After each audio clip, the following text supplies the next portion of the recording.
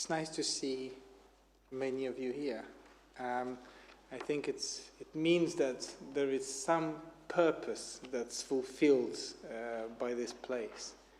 And some people say that the purpose of religion, the main purpose of religion is to give meaning to human condition. Something that we share all as human beings.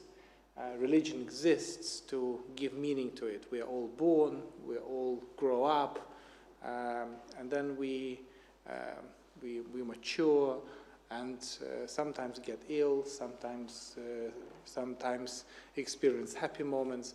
Something that unites all of us, and that we all die, and that religion exists to give meaning to it.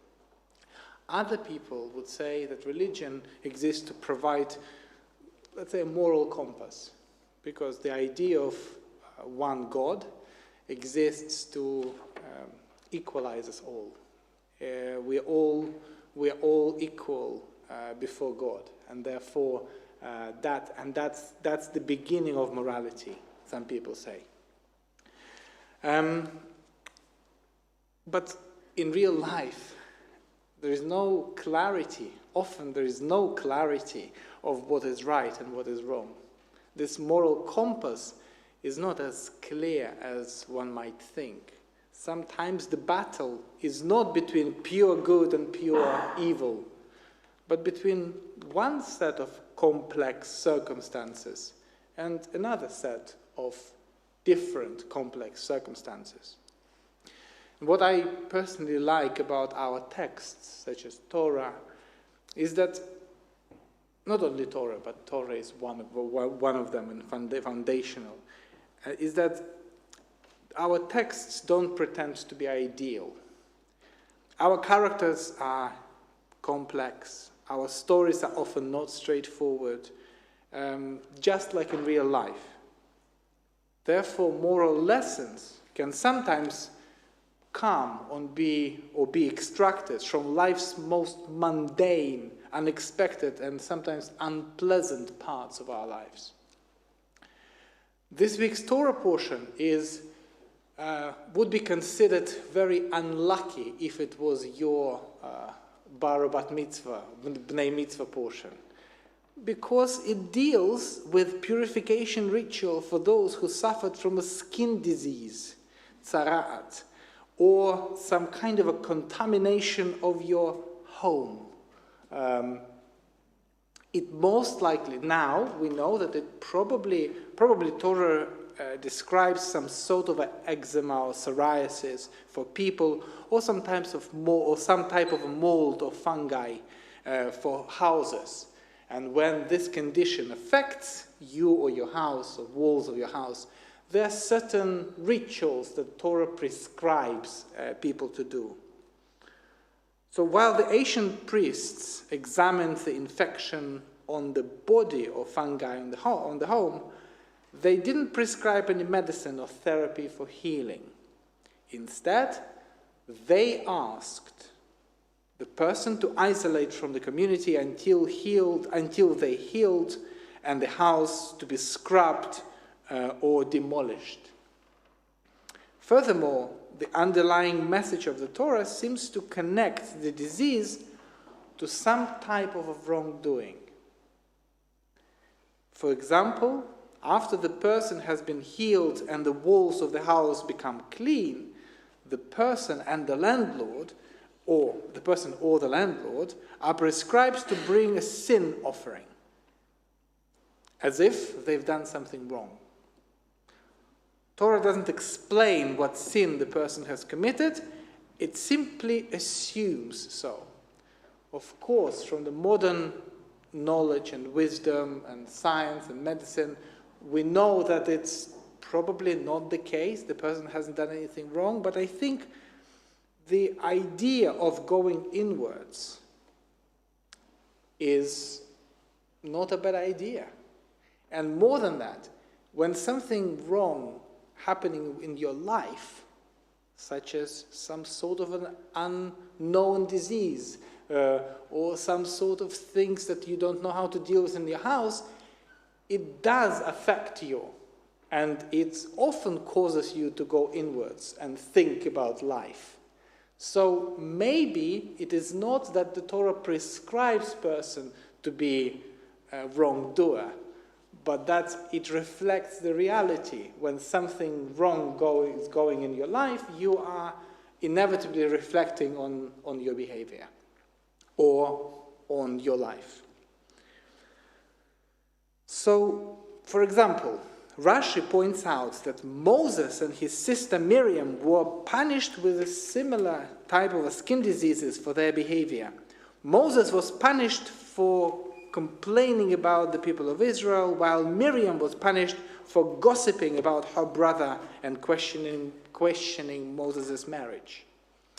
So this cause and effect might be wrong here, but I think people do reflect.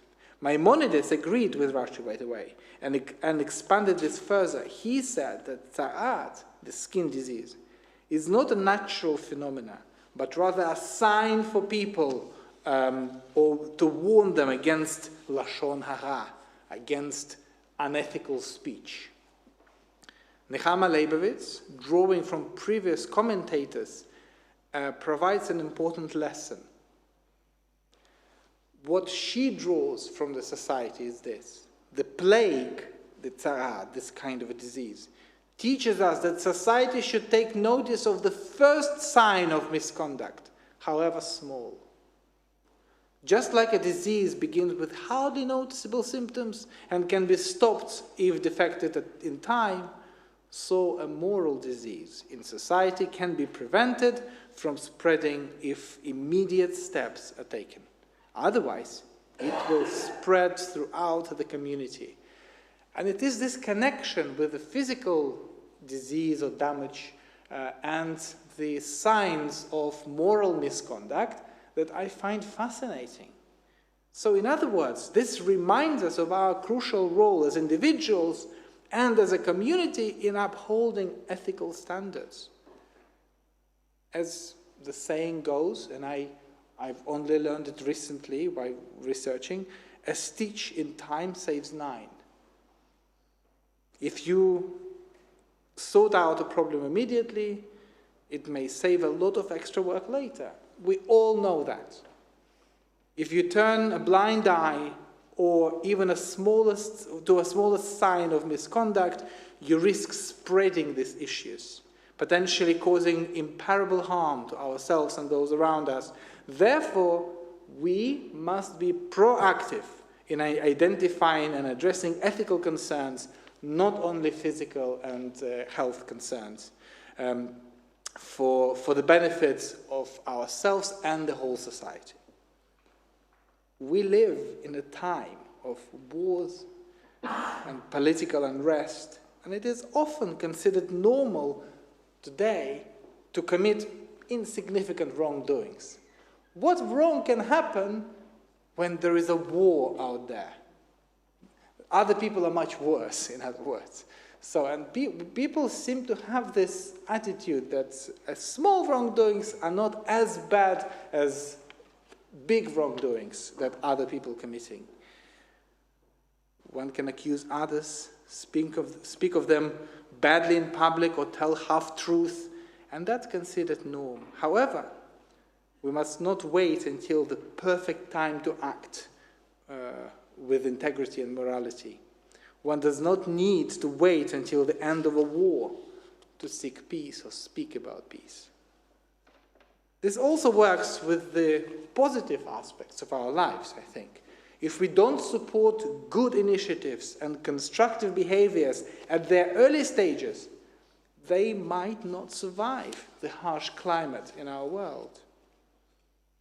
What we've seen this past week is both the example of the worst in humanity and the absolute best. On Wednesday, the Jewish world woke up to the news that 2 individuals tried to set fire to one of progressive synagogues, the Finchley Reform Synagogue in North London.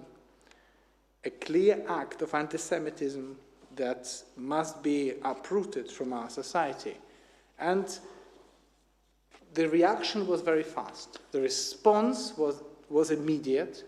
The response from the police and local authorities was very helpful and swift. What we've also seen is the incredible kindness and support coming from all paths of life.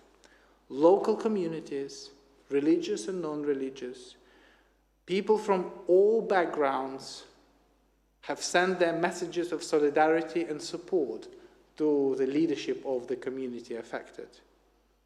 I know it's been overwhelming for the Fincher Reform Synagogue to see how much love there is around. We must support it. We must build on this and continue to be the best versions of ourselves that we can be. We must continue to act early to support all that is contributing towards a positive, tolerant and welcoming society, and at the same time, we must stand strong against all that is trying to divide us. William Durant once wrote, "We are what we repeatedly do. Excellence, then, is not just an act, but a habit." I would also add that goodness, then, too, is not an act, is not just a coincidence, is not a single act. It's a habit of making our world better. Pirkei Avot, the Mishnah, the sayings of our ancestors, the collection of proverbs, in a way, has this phrase, "Lo alecha hamlacha ligmor velo ata ben chorin limatel mimena."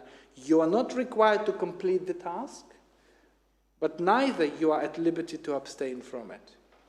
You do good things, not because you believe that the world suddenly will become the place of light and goodness.